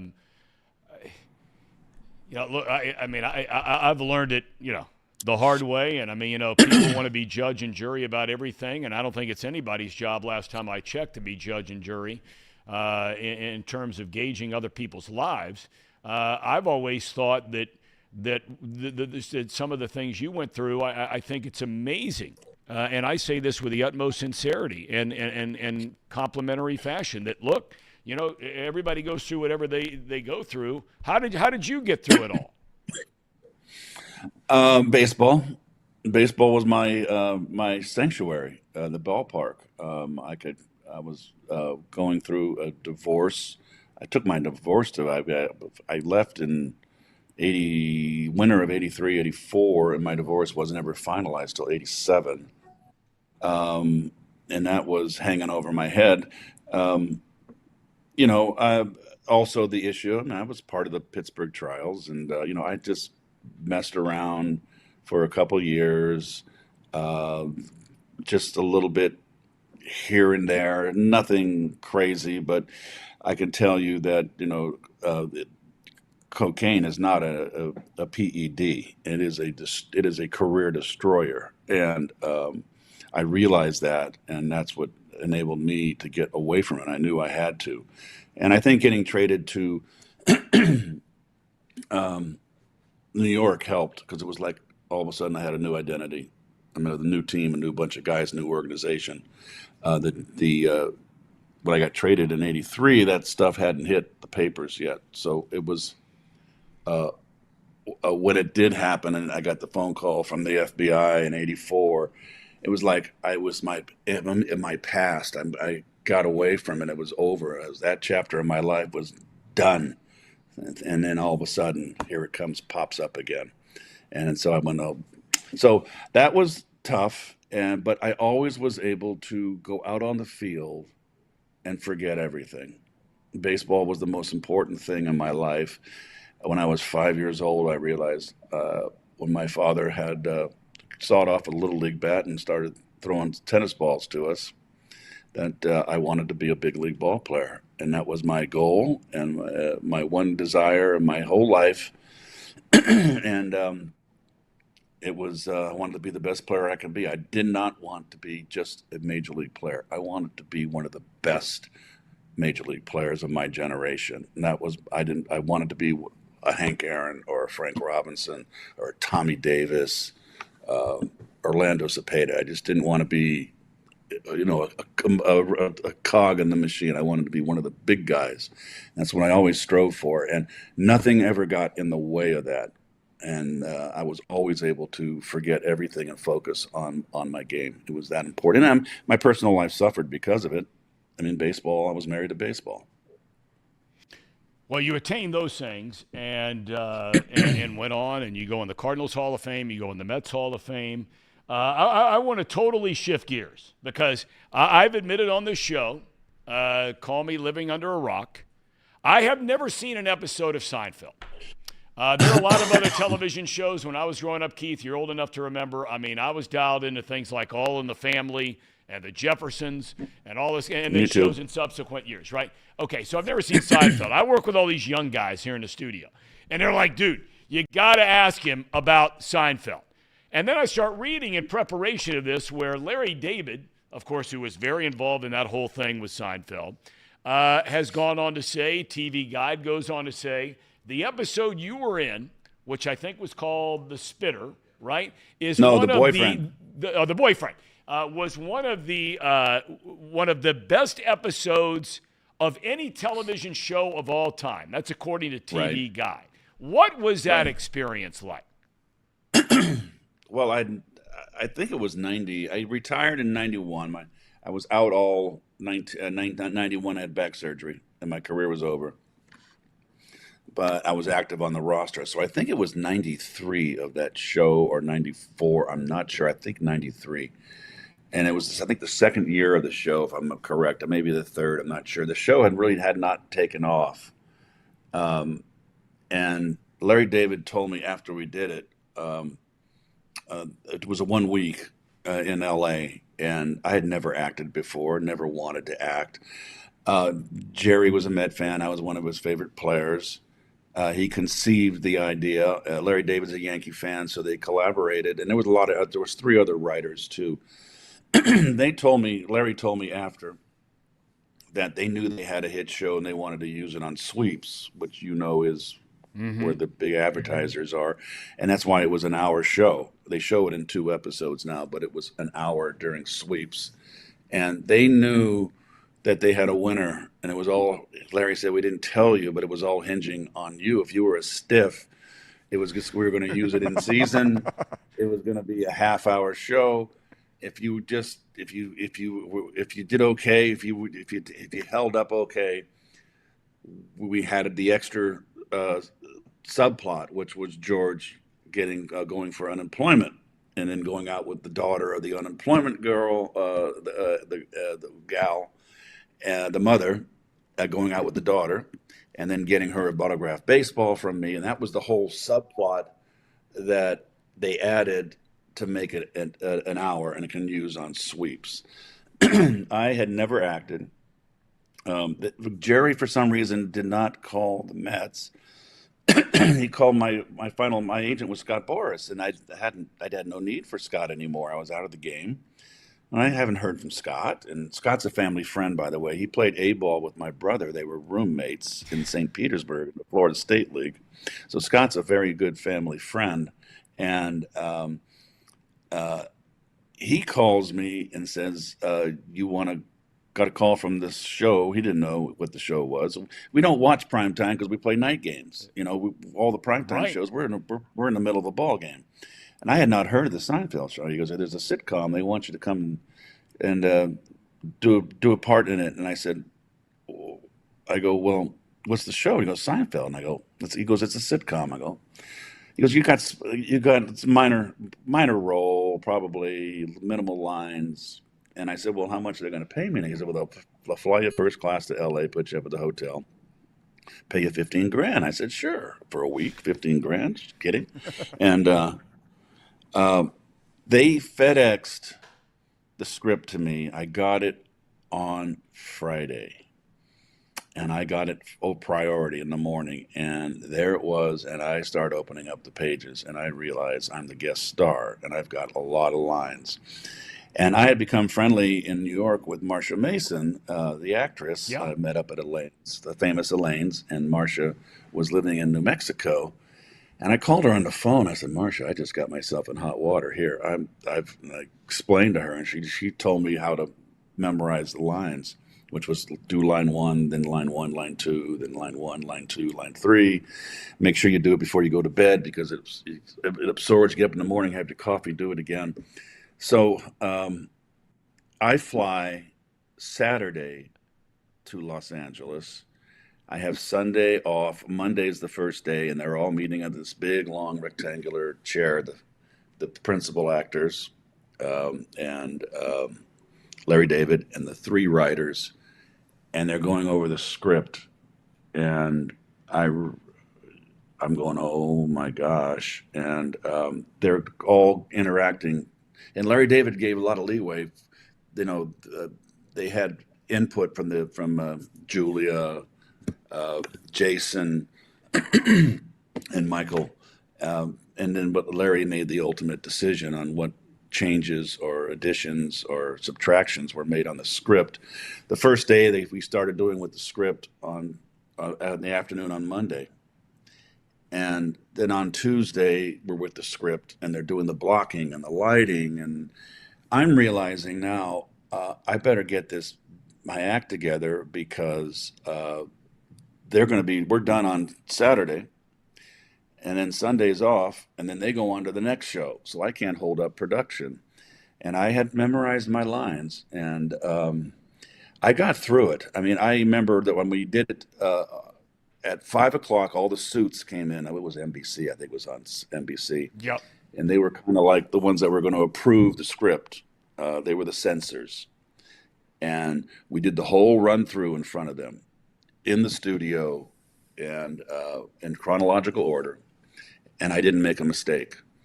Then the audience came in, and there was around maybe 200, 150 people.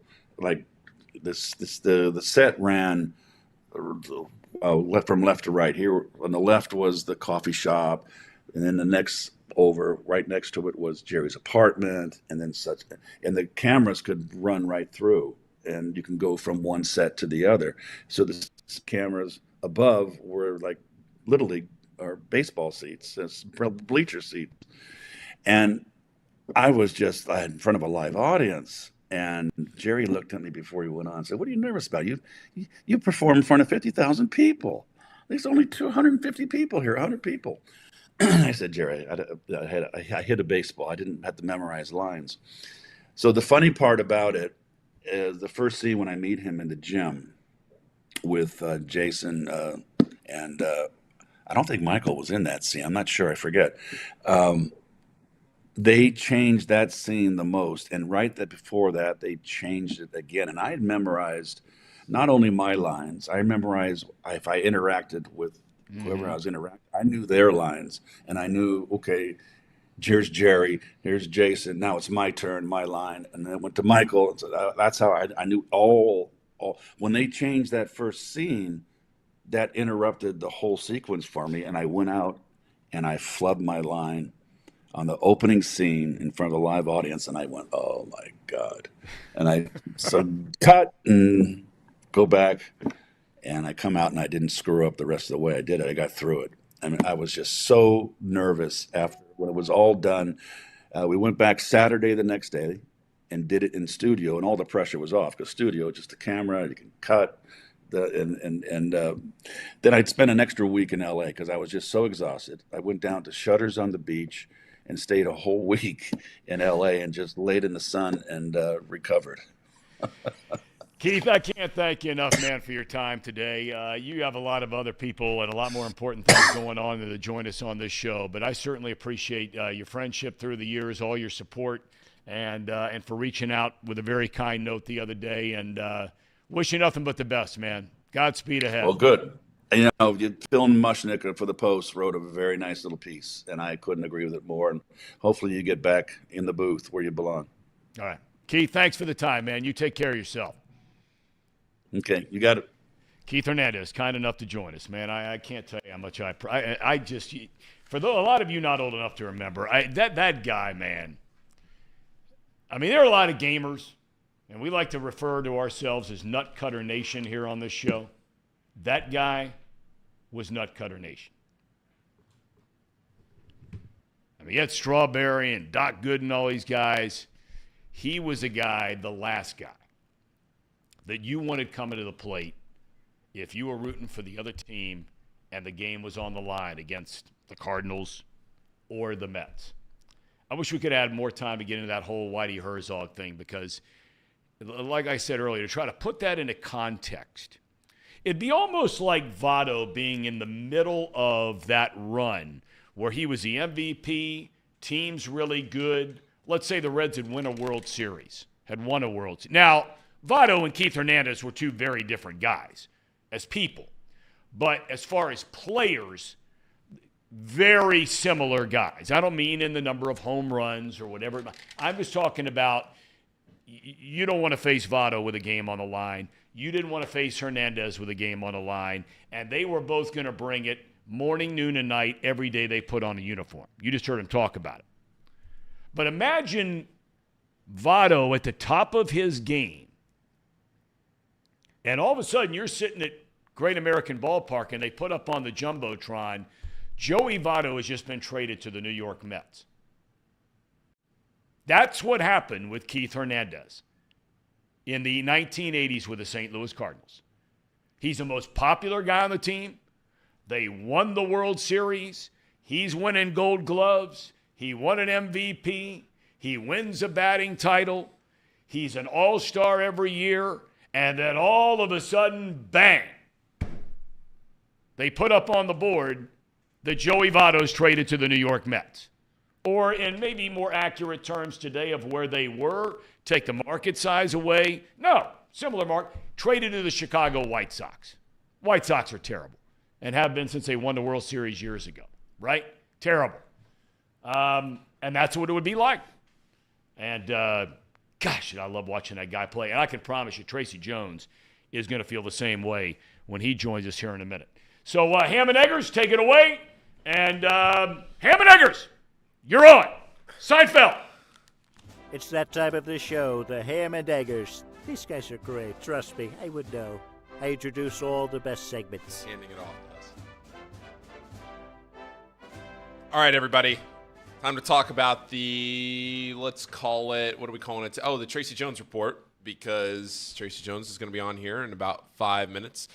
Encore Technologies sponsors the Tracy Jones report, and it provides IT solutions for a data-centered world with a suite of services from mobile computing to desktop to data center. And it supports both centralized and work-from-home computing models to improve efficiency and productivity. Visit Encore.tech. The path to innovation begins here. Finally got through the water bottle here today, and we have some more Pawnee water right here. Pawnee Water is the official water partner of the River's Edge Concert Series, and it is a new premium alkaline water. Tastes fantastic. It's made right across the street, right here in Hamilton. It uses natural limestone filtration, unlike the artificial processing that many other brands use. And the result is a healthy alkaline water that is also the best tasting water in the world. You can visit their website at pawneewater.com. That is PAHHNI water.com. PAHHNI water.com to see where you can buy it. Drink Pawnee Water, get your coffee from UDF, bet with Betfred, and get your technology solutions from Encore.tech. Tracy Jones coming up in just a minute. We will have Bud Black, the manager of the Rockies. He's coming on tomorrow's show, so make sure you tune in to that. That should be right at the top of the show, right around 10:15, because play a day game tomorrow. Game's at 12:35 tomorrow, so got to get Bud Black on real quick. Get him on, get him in here, and get him on out of here. That'll be a interview on tomorrow's show. Again, Wednesday's show, Bud Black. Also, we have the Discord link if you're in the chat. We have a lot of people right now in the Discord, a lot of new users from Chatterbox Red. So if you're in the chat, you want to join the Discord, you can do that. Kind of keeps the YouTube chat discussion going through the rest of the day, I guess you could say, the Reds games, everything else. And make sure you like the stream. We have 79 likes right now. We'd like to get that to 100. Make sure you go back in there, like the stream, and then subscribe to the YouTube channel. I'm trying to think if there's anything else. Podcasts. You can download the podcast, Chatterbox Reds. There are 3 Reds podcasts in the top 12 of Apple Podcasts right now. 25% of the top 12 is the Cincinnati Reds, and Chatterbox Reds is one of those. One of the 12 best podcasts for baseball in the country, Chatterbox Reds. You can go subscribe to it, download it, and whether you're listening to this show, Chatterbox Reds, whatever Chatterbox show you're listening to, leave a rating and a review. It really helps out the algorithm of the show and everything else. So that is look. 3 pods in the top 12 of all baseball podcasts. That's a baseball town. Not only is it a baseball town, it is, you want to talk about America's team. I mean, the United States charts, baseball charts.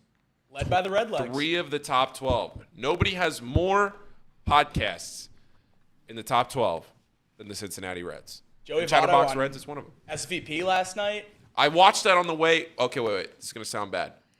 I had the video playing on the way into work today. I did not watch it. I was driving, but I listened to it on the way into work today. Yes. Pretty cool. Not watching. But, yeah, it was fantastic. Couldn't tell you the last time I saw a Red as the marquee interview on a national program. Yeah. It's pretty cool. I mean, when you think about what's going on right now between the Reds, the Bengals, FC Cincinnati, Xavier, getting Sean Miller back, UC going into the Big 12, there is a lot going on right now in this city that is a lot of fun, and it's an exciting time to be around here. So that's all on our end. All right. Look, I've said I disagree with. I think there are a lot of Reds fans out there, and there are different ways to define a baseball town. But I still stand by what I said. And look, I look at it as, and I don't tell anybody how to spend their money. I say that all the time on the show. I don't want anybody to tell me how to spend my money, and I'm not going to tell anybody else or judge anybody else about how they spend their money. But all I do is, when I say Cincinnati is not a great baseball town, all I do is I say they're the oldest baseball town. They have the oldest baseball franchise. I think the Reds have incredibly smart, informed, knowledgeable baseball fans. I think there is a passion for baseball in this town. But I always use the example. Look no further than the Big Red Machine. They never drew more than 2.7 million fans in a season. And they played in a stadium that sat with standing room only 57,000 people. I'm not going to buy it. It doesn't mean that people don't care about this. That's not what I'm saying. I think everybody in your town, regardless of what the sport is, everybody loves a winner. Yep. Right? I mean, the Bengals weren't drawing flies down there before Marvin Lewis came to town, and even after he came to town. I did a number of games for Fox where they'd play the crummy Tampa Bay Buccaneers and play some other teams. And you were lucky to have 43,000 down there, right? Yep. In a once every other week event kind of thing. Now you can't get a ticket to a Bengals game, right? Right. All right, well, you can still get a ticket to a Reds game. In fact, you can get about 20-something thousand of them if you want to shell out the money for tonight. All right? So, I mean, I'm not going to get – look, I'm all into what they got going on at Sir Boy Wonder. Are the Reds better than last year? I would say they probably are. That would probably be about as safe an answer as you could possibly get. They are better than they were last year.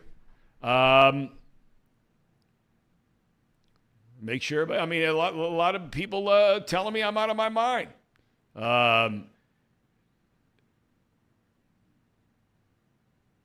About Cincinnati being a baseball town. And Nick Kirby says 81 games versus 8. I'm well aware of that. I think I've got that part figured out. But, and Nick knows I love him. I understand that. The analogy I'm making is that everybody loves a winner. And when the Bengals weren't winning, nobody cared. When the Reds aren't winning, nobody cares.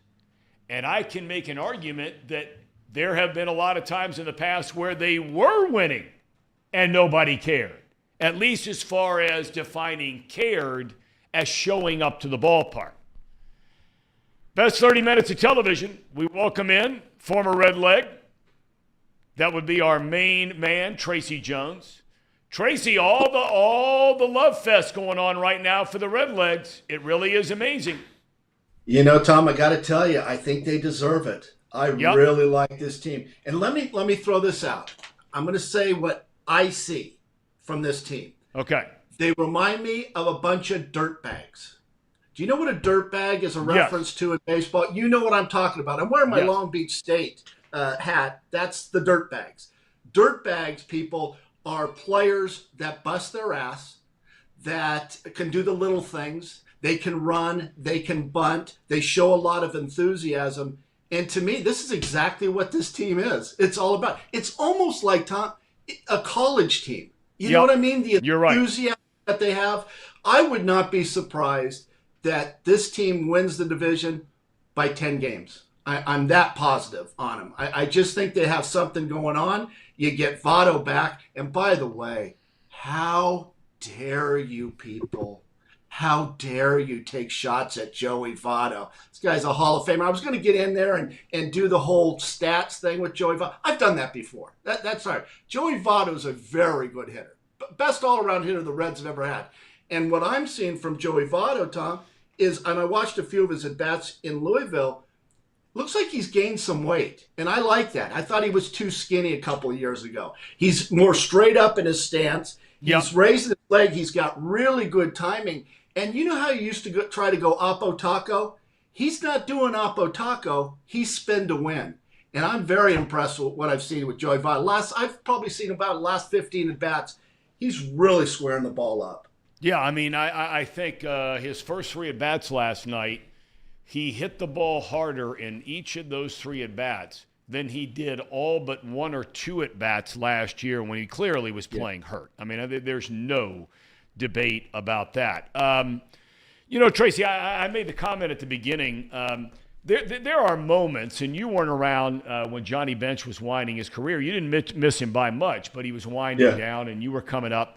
And for a lot of fans old enough to remember, taking away some of the, big red machine stuff and winning a World Series, although they won their World Series on the road, they never won it at home in 75 or 76. But, and Jay Bruce's home run to clinch a Central Division title in 2010. But last night was one of those moments where, and I likened it to Bench's final home game at Riverfront Stadium, when in his final game, Johnny Bench night, he hit a home run. Joe Nuxall would go on to say that was the most incredible single moment that he could ever remember being a part of Reds franchise history. I think a lot of people are going to feel that way last night about Votto coming up, the big ovation his first time up, second at bat hitting the home run. Unforgettable. I think it was. I mean, I was there when Barry Larkin, we thought, was going to have his last at bat. Yep. And he got that. Remember that game? Yep. It was a day game, if I remember. I was right. doing that game for Fox. I think it was a Saturday afternoon, and there were signs and banners all over the stadium. Trade deadline was coming up. People thought they were going to trade him and not sign him to a deal, right? Right. And Carl Lindner was in there. Yep. The owner at the time was there. He watched it and said, you know what? I'm going to sign Barry Larkin to, I think it was a 3-year contract, which turned out to be a bad deal. I mean, there's that multi-year deals that always come back to haunt you. And if you don't, just take a look at the Mets, what they've done. $350 million, and they're 4 games under 500. And here you have the Reds, third lowest payroll, and they're in first place. The Diamondbacks, the Rays, the Twins. So, I mean, some of these idiot billionaires that spend their money, it's kind of crazy that they're billionaires and just throw away their money. But the Reds got something going on. Joey Votto, Tom, did you listen to his press conference after the game? Well, we ran his interview with Jim Day. We did not run the entire press conference. Well, what stood out to you? Well, here's what stood out is he measures his words very carefully. Yes. I mean, I don't know what his IQ is. It's probably a lot lower than mine, but he's up there. I mean, he's not up there. But he talked about having to perform with these guys. A lot different than he just can't blend in. He's got to step up and produce. And this is totally different baseball than going back, a few years that he could just walk in and play. He's got to produce. But he said, that's what I like. That's what I enjoy. I enjoy that pressure. So I'm going to be excited to watch him play because what I'm seeing from his stance, his approach, he looks really good to me. He looks really good. I agree. I thought the same thing last night, not before the home run. I was really paying attention when he came up there with the bases loaded and they were down a run. Because you knew he was getting a hit. You just knew. You could tell by the way he standing at the plate. He was going to get a hit. And he did. And that gave the Reds a lead. They go on to win the game. Tracy, now look, you and I have gotten into this debate on this show before. And I got to tell you, you said it a second ago. I said it before just like you did. I look at their competition. I look at the talent level of their competition inside the division. I look at the Brewers. I look at the Pirates. I look at the Cubs. I look at the Cardinals. And I say to myself, it would now, the worm is turned, as they like to say. Right? The worm is turned. I look and I see a team that it will be a disappointment if they don't make the playoffs, in my opinion. Without a doubt. I mean, they're on a roll. And you look at look at that Brewers lineup. Do you know those players, Tom? Well, I mean Tracy, I went down their lineup yesterday on this show. Yeah. I mean, I don't know what in the hell has happened. And I brought this up about Bregman and Altuve in Houston. What has happened to some of these guys who 2 years ago the national press was telling me all about how great all of them are and how they're hitting the prime of their career and they're going to be future Hall of Famers. I mean, if you took away the name on the back of his jersey, Altuve wouldn't even be in the Houston lineup on a good team. He's hitting 210. All right? Isn't it? I mean, seriously. If he were some guy you just brought up, Bregman was hitting 240 before he had a good game against the Reds on Sunday. Yelich. I mean, what's happened to him? And then I went through that Milwaukee batting order yesterday. They don't have a guy in that lineup right now except for Yelich. I'd give him a little bit of rope. But they don't have a guy in that lineup that would start on this Reds team for me right now. Not one besides Yelich. The only talented team, name-wise, are the Cardinals, and they're 13 games under 500. We used to have a saying all the time. A guy by the name of Jimmy Hoff, who was my A-ball coach. He was head of the minor leagues for the Reds, and he would always say, you never know. You never know. And in the game of baseball, I thought this team would lose 100 games. I really did. And to turn it around like that and have a couple players, McDaniel is awesome, right? I mean, McLean you're talking about. McLean. He is an outstanding a kind of a scrappy dirtbag type guy. De La Cruz. I mean, they just go on and on. I mean, Abbott. How good is Abbott? How good is Abbott? Okay. So let me ask you, Tom. Let me ask you this. Because you brought this up. You get to the playoffs, and I know we're into June, but I like to project. I mean, that's not a bad rotation of Green, Abbott, and Lodolo, who I think's coming back in a month. And I've said it before, Tracy. Look, and I'm saying the same thing about Hunter Green, and I hope and pray that I'm wrong. Yeah. I've not been wrong about Lodolo. I've made the point on this show, and I'm not patting myself on the back. Whether it's because of HIPAA or whatever. I don't believe a word about anything when it comes to injuries anymore that teams tell the press. I don't believe it. I said it at the time about Lodolo. This ain't some calf thing, okay? That's what they told us initially. Then we find out you're talking about bones in his shin and right behind his shin. I mean, he was last seen on the last homestand still moving around in one of those, one of those little scooter things because he couldn't put weight on his foot. they're not getting Lodolo back for a long time. I mean, he's a month and a half minimum because you know how it goes. They got to send him down the minor leagues and build up arm strength. It's like he never threw all winter. It's basically the way he's going to have to go back out on rehab. But I'm with you, though, in theory. But Green, now he goes on the injured list. I don't know what to believe about Green. I read a week and a half ago that they backed him up 9 days. He starts in Houston, pitches well, but clearly something wasn't there because he only struck out 3 batters. He strikes out 8 just showing up on the mound, right? Right. So, okay, pitches 1 game, pitches 6 innings, pitches well. And now all of a sudden he's going on the injured list? But anyway, yeah, I'm with mean, you, so though. what does that I'm with mean? you. What does I'm that with you in that I agree that if they were to find a way to swing a deal, and that's where I want to get to you here in a second. Yeah. If they were to swing a deal, and we brought up the name that's tossed around quite a bit in Shane Bieber, outstanding pitcher for the Guardians, and you know they're under 500, crappy division like the Reds, but you know they're not going anywhere at the end of the day. If you can make that deal, and now all of a sudden, you know I'm gonna put Lodolo on the side just for a minute. If you all of a sudden went into a best of 5 or a best of 7 series, and your 3 front starters are Bieber, Green, Abbott, I think you can beat anybody in the National League. Nice. I mean, and because those guys, one, they have really, really good stuff. They have shutdown stuff. I mean, you could make an argument they're all 3 number ones if they were to pull that trade. That's exactly. But what do you give up for Bieber? I mean, that's going to take a Marte.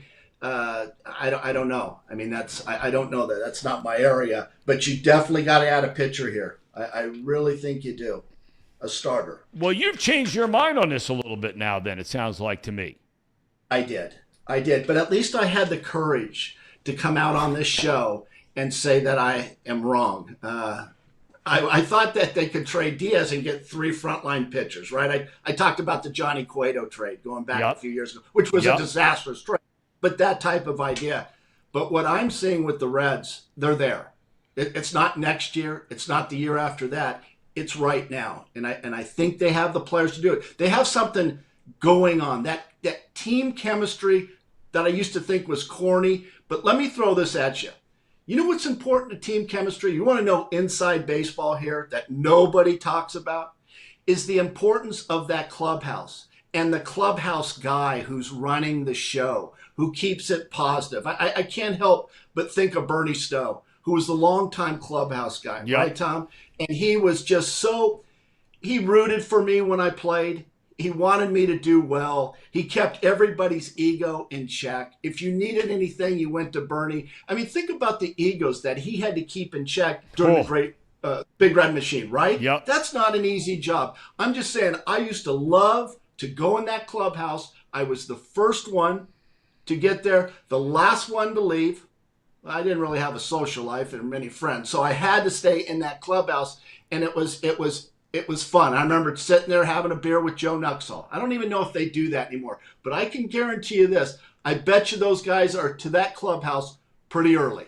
And I don't know if it's Rick or Mark Stowe that's running the home clubhouse. It's Ricky. It is Rick. So I'm just saying that's a component of that you have a nice clubhouse to go to, and that's that whole scrappiness, college team, rah-rah. I know it sounds corny, but that's what the Reds are doing. And then you look at De La Cruz. De La Cruz, you look at Style Master, right? He's not a Style Master. He's diving all over the place. I mean, he's hustling his ass off. And you just like to see this. So this is a really fun team to watch. All right, let's stay on De La Cruz here a minute because all the hype, number 1 prospect in all of baseball, you've been talking about him. Everybody believes, as my Walgreens special cheaters are falling apart right before your very eyes. But look, all the hype, the whole 9 yards, rightfully so. I mean, uber just reeks of talent, this dude, right? Hits the 1 hopper last night, 2 hopper to Moustakas. And by the time he fields the ball and bounces it over there, De La Cruz is 3 steps by the bag, infield hit. But he's having a hard time getting hits here lately, right? Had a hard time in Kansas City, had a hard time in Houston. Now they're back home. What is the challenge for him right now? You talk about, because you played the game. I don't know if I've ever brought that up on this show. You played the game. That's why we have you on here, to offer insight. What would be sort of keep this simple for us. What would be something for him to keep it simple, to start to focus on, so this doesn't turn into a 4 for 50 drought? Yeah. Well, listen, people, we don't expect De La Cruz to get 37 hits out of his first 100 at bats, right? I mean, who does that? Well, the only guy I think that's ever done that ever in the history of the Reds, I think, was you. Yeah. McClain came close, right, with 35, but 2 hits, he was still off. But in fact, I'm having someone dig in, and I think it's actually the first 200 at bats. I really do. So I'm going to dig into that. But being serious, De La Cruz, keep being aggressive and put the ball in play. Watch the strikeouts, because he hits 2 hoppers, he can get that hit. It just takes a couple of those knocks. You get the confidence, and you start on a roll. But he's really, really a good player. I can't remember who the player was that I heard it, but I used to hear Mark Grace, outstanding hitter, right? I mean, really good hitter for a long time, outstanding really good player. Yeah, in fact, he had the most hits and the most doubles of any player in Major League Baseball during the decade of the 1990s. A lot of people don't know that. Most hits, most doubles of anybody in the game. He could hit. But he used to say all the time, and I found this so interesting, and I'm curious what you think about this. And now, as this maybe pertains to a De La Cruz, Grace used to say all the time, when he would fall into a slump, he would just make a decision when he walked to the plate. I'm only looking for one pitch. If the guy, say it's a fastball, and if the guy throws me 3 straight curveballs and they all break right down the middle of the plate and I go down looking strike 3, God bless him, good for him. But man, if he throws me a fastball, whether it's the first pitch, whether it's the 4th pitch, whether it's the 8th pitch, he said, I'm coming out of my shoes to whack it and whack it hard somewhere, and that's my simple game plan. You like that game plan for maybe De La Cruz? I like that. I like the first pitch fastball. Jump on that, and the key to that is don't miss it, right? Right. Because what's tough about baseball and these pitches that are so darn good is once you fall behind, you're done. Right? I mean, you got to get them early. I mean, it starts to get 0-1, and then they start, hitting the slider on the corner. But I would look for a fastball first pitch and don't miss it. But it's important for him, because of his speed, to put the ball in play. Put it in play. Don't strike out. How long, Tracy, can they continue to win, though, when their starters' ERA is around 5? They've won 9 in a row. They've gotten some good outings from time to time. Clearly, Abbott. 3 times during all of that. But how long can they continue to do this? In this division, probably the rest of the year. I mean, it's that bad, right? I mean, I don't see where any team's going to compete with them. They've got to do better than an ERA of over 5. I didn't know that, Tom. That's a great point. I didn't know that. But like I said, they just have something going on. You feel it. There's something special. Joey Votto said it in his press conference. He said something special is going on with this organization. People are getting all fired up. Yep. And I should have done this research before, but I was busy because someone broke into one of my rental properties in the hood, so I had to deal with that. How many people at the game last night? 20,000. Oh, see, that's not very good. That is not very good. That's very disappointing. Don't you agree? Well, look, I get tired of the excuses. I mean, I get tired of hearing them. And people yell at me, and they get on my ass on Twitter. They get on whatever it is. They think I'm being negative. I mean, it's like the thing with the rain last night. I mean, give me a break. All right? You can get your money back. Well, I guess if they play the game, you won't, and you maybe sit around in a delay, so okay. But, I mean, when's the last time the Reds won 8 in a row? When's the last time the Reds had a chance to take the field in June to go into first place? And you can say, well, it's Monday night, people got to work. I get that. They play Monday night games in St. Louis, and they're 15 games under 500. They got 40,000 people sitting in the stands. I mean, come on. Well, what is the problem? What is the problem? You think people in this town and in the Midwest are very frugal? No, I don't understand. Well, no. I think there's plenty of, look, and everybody's different. Some people can afford to only go to one game a year. Some people can't afford to go to any game a year. And I said it earlier before you came on, I'm never going to tell anybody how to spend their money. If they want to sit home and watch it on TV, I'd rather sit home and watch it on TV than get in a car and go down there and pay for parking and pay for a ticket and pay for whatever you got to pay for. I mean, tonight they have this, Paul, what is this thing called? 3-2-1? What is this? 3-2-1. You know what 3-2-1 night is, Tracy? I have no idea. Paul, fill them in. It's a $3 hot dog, $3 beer, $2 hot dogs, $1 ice cream. How can you beat that? What's wrong with that? That's very affordable. I've really never had a hot dog in years, so I don't know really how that is. But yeah, that's very fair. How are you going to beat a $3 beer, a $2 hot dog, and a $1 ice cream? That's insane. You can't walk into UDF and spend that. It's almost a giveaway. Well, here. You know what people here? Let me just say this. You know what would be great? Probably get the attendance up if we do another tired bobblehead. Why don't we have a Marty Brennaman bobblehead? It's been, 3 months since Marty had a lot of people last night, Tracy, there were people, and I knew it was going to happen. I don't know if you saw what happened or heard what happened on the WLW radio broadcast last night. Did you hear this story? No. Okay. They're in a commercial break, right? Yeah. And Joey Votto's due to lead off the next inning, his second at bat of the game. Well, you know what happened? No. Laura's Lean commercial was on, right? And it bled into, it was still on the radio when Votto's home run landed in the seats in right field. So you knew out of the woodwork there would be those that said, well, there's Marty Brennaman once again stepping on Joey Votto, right? And that whole tired act. Talking about a tired act, he just called me. He's in Europe, right? Right. So he called. Does he know that we do a show every Tuesday and Thursday at 11:30? Does he care? And as far as Amanda's husband, what does he say? I'm going to ask him about that Laura's Lean, how it kind of cut in and stole the thunder away from Joey Votto. We have the clip. All right, here it is right here, okay. Tracy. We've got it synced up from what happened last night. Check this out. Okay. Never ever adding hormones or antibiotics. Just lean, delicious beef for stuffed peppers, meatballs, and more. Let me try that. No, just no. Get mealtime inspiration at lauraslean.com. America's team plays on America's station, 700 WLW.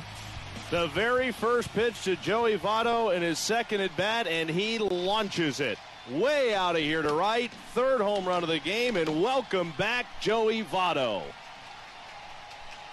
Okay, so that was that. After he hits a home run, and you could hear the radio commercial plus a WLW promo going on.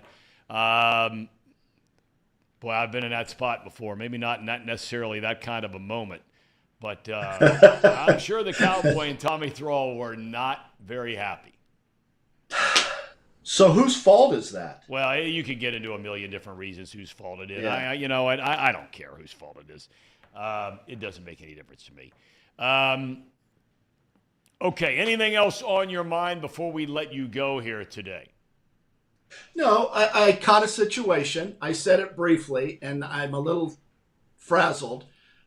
Someone broke into my place last night. It's unoccupied, my apartments in Covington. Right. And destroyed a fence, broke a window. I can't stand thieves. It really rattles me. I feel violated.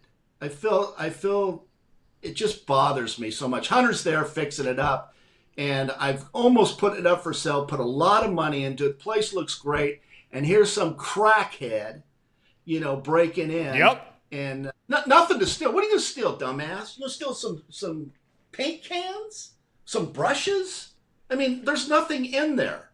But yet, he probably did $5,000 worth of damage. I know this isn't baseball related. No, but I got to stuff. tell you, I saw an extended piece yesterday about this big thing now going on all over America, where squatters are coming into people's vacated houses. And I'm worried about they're just living in there. Say, God forbid, you have a relative that dies. Now you got to get the place fixed up, right? It's taken a couple of months, 3, 4, 5 months to get it fixed up. And all of a sudden, people come in. They start living there. You call the police and you can't get them out. And now you can't get them out. I mean, I know. Is that where we are in America, where common thieves can just move in to someone else's private property and be given any kind of rights in there? Is that where we are? I have no idea. That's funny you bring that up because that's what I'm worried about. I told Hunter, I says, I'm worried about someone breaking the window, sit there, throw their clothes all over the place. Hey, this is my place now. I don't know my recourse. I mean, what do I do, Tom? Do I go get my 34, 32 ounce S2 bat and go to town? I still have pretty good bat speed. No, believe me, you'd be thrown in the slammer forever or something like that. Right? If you were to pull that off. Yeah, I can't stand thieves. And I'm sure those two guys that would have kept the 15,000, the two ham and eggers there, they would do something like that. Would you? Would you just make yourself at home at one of my rental properties? You too? No, I would never do such a thing. I would always ask for permission. And the answer would be no. You know what happened, Tracy. By the way, belated Happy Father's Day. Did you get to hang out with Hunter? I mean, did you guys have a good day? I hang out with Hunter every day. So Hunter spent time with his two daughters. So yeah, Hunter. I see Hunter every day. I'll see Hunter for 3 hours today. We're building a deck. Now I know you don't think this guy, my character on the radio and TV and your podcast, would ever do a deck or get his hands dirty. My hands are actually, they will get dirty. I've actually got blisters. So I'm building a deck today. It's funny you bring that up because, our son started working a similar job yesterday. He now refers to himself as blue collar Brenny. So he drops that on me yesterday in a text. Yeah. Because he knows I've been on his ass about what his summer job was going to be since lacrosse ended and what summer and everything. He was a caddy for a long time. Now he can't do that anymore because of these silly rules they have, whatever. Anyway, so he was under a deck yesterday. Well, you're bent over the whole time, right? This back deck. Yeah. Digging these holes, right? 4 or 5 feet deep. Then he's got to go with his buddy he's working with for the kid's dad. And he's got to go buy 80-pound bags of concrete mix, right? Yeah. Now they got to mix it all up, pour the concrete. He walks in the door yesterday, has to be there at 7:30 yesterday morning, first day on the job. He walks in the door at 2:30 in the afternoon. He was asleep at 2:37. Awesome. Blue collar Brenny, my guy. No, but you know what? I know you're proud of him because he's a great goalie in lacrosse. But I hear something like that, I get real proud of your boy. I don't know your boy, but I'm sure you sit there. And I'm proud that you said, hey, you need to get a job, right? Because that's the deal. There's not even any debate about that around our house. You better have a job, and you better be getting up and finding something to do. And it's a tough job, right? You got to use your hand. I mean, I wasn't demanding that he went out and got a tough job. I mean, I did just get a job, right? Get up, let's get moving, right? We're not laying around sleeping till 10, 11, 12 o'clock, right? No. My dad used to say, as soon as I came home from baseball, he says, I'll give you 5 days, and then you're getting a job. That's right. My dad was so tough. So tough. He never complimented me in baseball, ever. I went 4 for 5 against the Yankees, and my dad turned to me and says, what happened to that last at bat? You're not afraid of success, are you? That's pretty tough, That's Tom. what made him a great dad. I would argue that's what made him a great dad. Yeah. All right. Tracer, have a great rest of your day, my friend. We'll see you on Thursday. All right, boys. Take it easy. There he is, the Tracer, Tracy Jones. I wanted to bring up with him about your bride. How is your bride doing, Casey, after the knee injury, and what is the full report? Well, we are going to get an official MRI Thursday. Okay. Initial reports from just some testing that she had to do. Right. 95% chance that it's some sort of tear in the ACL. There's no confirmation that it's completely torn, but there is something very wrong going on with my wife's knee, unfortunately. But that just means that she's going to be comeback player of the year next year. So that's right. Well, our thoughts and prayers are with her. We said that yesterday because if that's what it is, and you won't know for a day or two, but it's tough to go through, man. I mean, that's a lot of work. Not just to get back to being an athlete. It's just a lot of work. So you go to the rehab and you're healthy one day to do all the stuff you want to do. Because if you don't go to the rehab, it doesn't get better. And the older you get, and I know she's still very young, but the older you get, it's hard, man. I mean, you got to – we wish her well. We're thinking about it.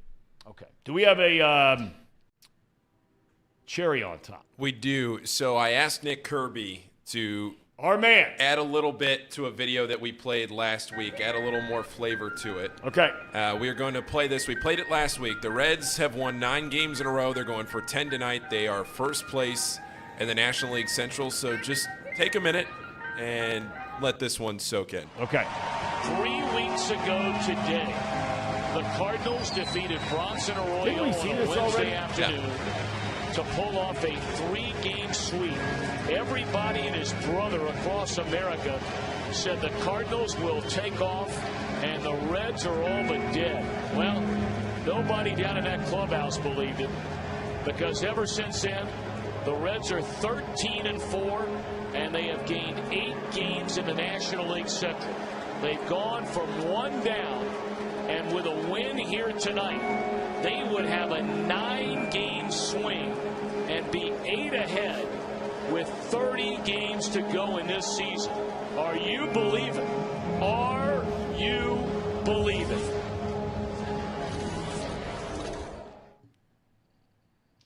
So what was the twist? Just added the little Moneyball music underneath of it. Moneyball. You know, I'm in the opening scene of Moneyball. Did you know that? Seen it a million times. It's a great movie, Tom.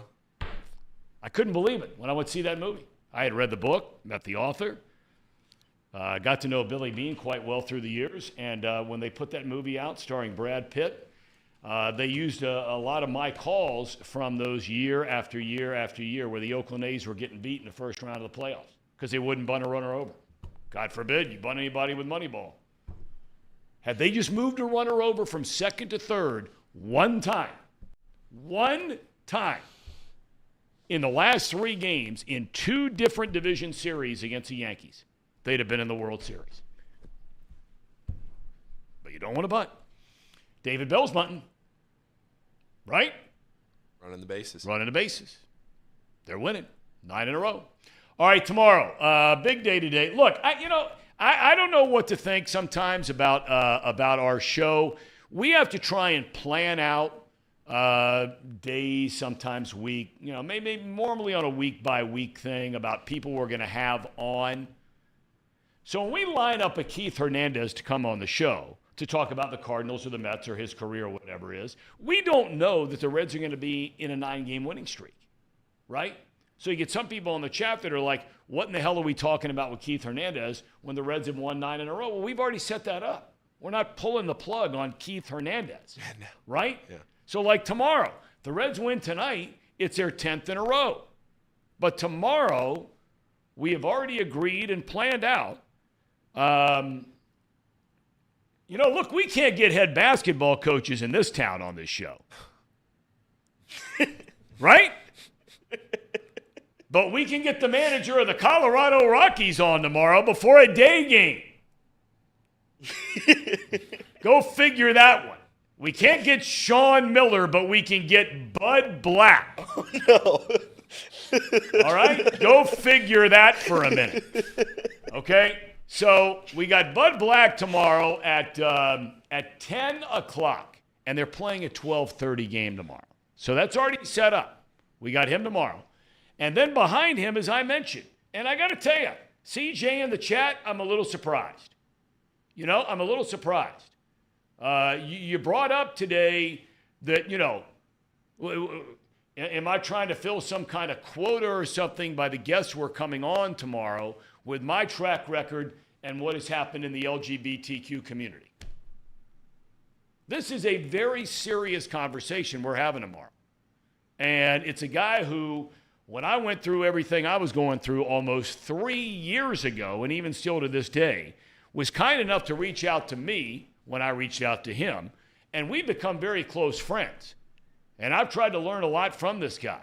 And he has his name is Sid Ziegler. He's going to join us tomorrow. He's a guy who started and owned Outsports.com.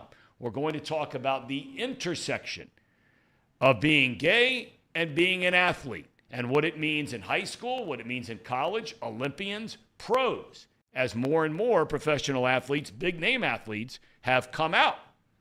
And some of the issues going on. Major League Baseball now recently saying they're not going to ask players to wear uniforms that are symbolic of the LGBTQ pride colors, let's say. And this is Pride Month. So that's going to be tomorrow.